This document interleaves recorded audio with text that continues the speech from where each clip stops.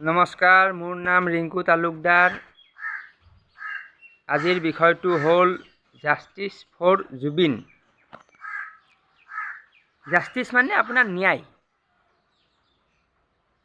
ন্যায় মানে অন্যায়, মানে যেতিয়া মানুহ এজনৰ লগত অন্যায় হয় তেতিয়া ন্যায় বিচাৰে। এতিয়া কথাটো হ'ল কি, জুবিনদাৰ লগত এনেকুৱা কিবা অন্যায় হৈছে যিটো কাৰণে তেওঁৰ অনুৰাগীসকল, জুবিনদাৰ অনুৰাগীসকলে ন্যায় বিচাৰিছে। এতিয়া জুবিনদাৰ অনুৰাগী কোন হয় সেইটো এটা কথা। জুবিনদাৰ অনুৰাগী, জুবিনদাৰ যিসকলে গান শুনি ভাল পায় বা যিবোৰ ফাংচনত মানে একদম গোটেই জেগা থিয় দিবলৈ জেগা নাথাকে, চাৰিওফালে মানুহ, তো তেওঁলোক অনুৰাগী।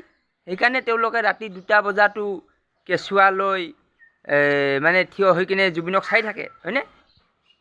তো তেওঁৰ অনুৰাগী বহুত আছে, লাখ লাখ অনুৰাগী। সেইটোতো আৰু সকলোৱে জানে, প্ৰমাণিত হৈ গ'ল তেওঁৰ মানুহে তেওঁক কিমান ভাল পায়।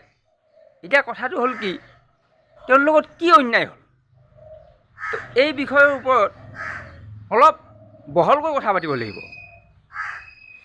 প্ৰথম কথা হ'ল কি, তেওঁক যে মানুহে বহুত বিহু ফাংচনত মাতে, ধৰক ইখনৰ পিছত ইখন, ইখনৰ পিছত ইখন, ইখনৰ পিছত ইখন, সেইটো এটা অন্যায়, সেইটো এটা অন্যায়। এতিয়া কোনোবাই ক'ব বোলে সেইটো কি অন্যায়, সেইটো আমি ভাল পাওঁ কাৰণে মাতোঁ। নহয়, তুমি ভাল পোৱা মাতা ঠিক আছে, কিন্তু তেওঁৰ যিটো বডি সেইটো এলাও নকৰে নহয়। মোক যদি কয় তুমি ৰাতিপুৱাৰ পৰা ৰাতিলৈকে চাইকেল চলোৱা, একদম চাইকেল চলাই থাকা, সেইটো মোৰ লগত অন্যায় হ'ব নহয়। কাৰণ ইমান চাইকেলটো মই চলাব নোৱাৰোঁ না। হয়, মই দিনটোত মেক্সিমাম মই 8 ঘণ্টা চাইকেল চলাব পাৰিম, হয়নে? কিন্তু মোক যদি আৰু 12 ঘণ্টা চাইকেল চলাব দিয়ে, মোৰ লগত অন্যায় হৈ গ'ল। তো ঠিক তেনেকৈ জুবিনদাৰ লগত প্ৰথম অন্যায় হৈছে সেইটো, যে ইমান বিহু ফাংচনত মাতে, ইমান মানে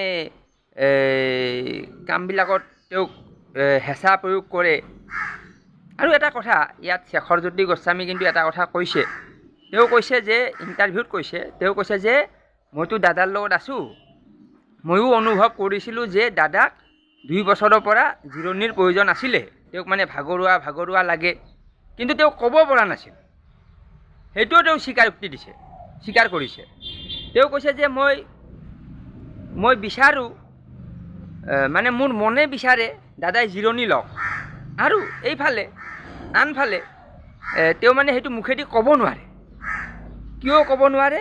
কাৰণ দাদাই যদি জিৰণি লয় তেতিয়াহ'লে শেখৰজ্যোতি গোস্বামীয়ে টকা নাপায়, মালটো নাপায়। মানে শেখৰজ্যোতি পইচাটো ক'ত পায়, ইনকামটো ক'ত হয়? যেতিয়া দাদাই ফাংচন কৰে, ফাংচন কৰিলে সি সেইটো বাজায়, সেইটো কি বজোৱা বুলি কয়, সেইটো সি বজায়, সেইটো বজালে তাৰে পিছত সি পইচা পায়। তো ইয়াত 2টা বস্তু হৈছে। এটা হ'ল কি, শেখৰজ্যোতিয়ে মনেৰে বিচাৰে দাদাৰ আৰু ফাংচন কৰিব নালাগে, জিৰণি লওক। আনফালেদি বিচাৰে যে দাদাই ফাংচন কৰক, মই 2 পইচা পাওঁ, কাৰণ ফাংচন নকৰিলে মই পইচাই নাপাম। সেই কথাটো তেওঁ ৰাজহুৱাভাৱে কেমেৰাৰ সন্মুখত কৈছে। তো সেইবোৰ অন্যায় হৈছে। যদি তুমি যদি গমেই পাইছা যে দাদাই আৰু নোৱাৰে, দাদাক জিৰণিৰ প্ৰয়োজন, তুমি সেইটো ক'ব লাগিছিল। পইচাটো বাদ দিয়া, তুমি পইচা নাপাবা বাদ দিয়া, তুমি বেলেগ কাম কৰা, হাজিৰা কাম কৰা, চুইগি কাম কৰা, ব্ৰইলাৰ মাংস কাটি কিনে বিক্ৰী কৰা, ক'ৰবাত চাহ দোকান দিয়া, এইবিলাক কৰিলা হয়। তুমি মনৰ কথাটো ক'ব লাগিছিল যে দাদা মই আপোনাক ভাগৰুৱা দেখি আছোঁ, আপুনিতো ভাগৰকৈ থাকে আৰু আপুনি ইমান কষ্ট কৰিব নোৱাৰে।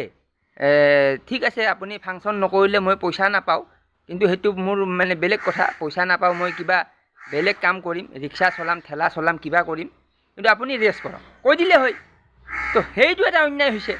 তো এনেকৈ দাদাৰ লগত অন্যায় বহুত হৈছে।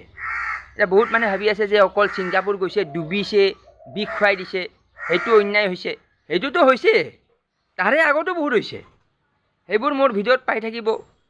মই একদম পুংখানুপুংখ ভিডিঅ' বনাম, এইটো এপিছ'ড হিচাপত আহি থাকিব।